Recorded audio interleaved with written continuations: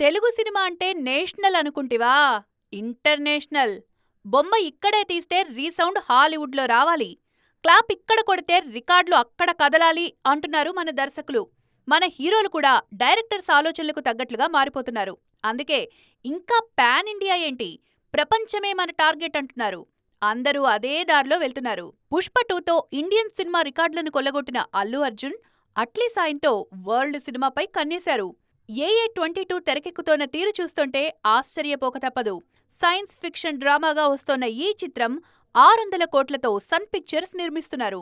Parallel world స్టోరీతో వస్తోంది ఈ చిత్రం.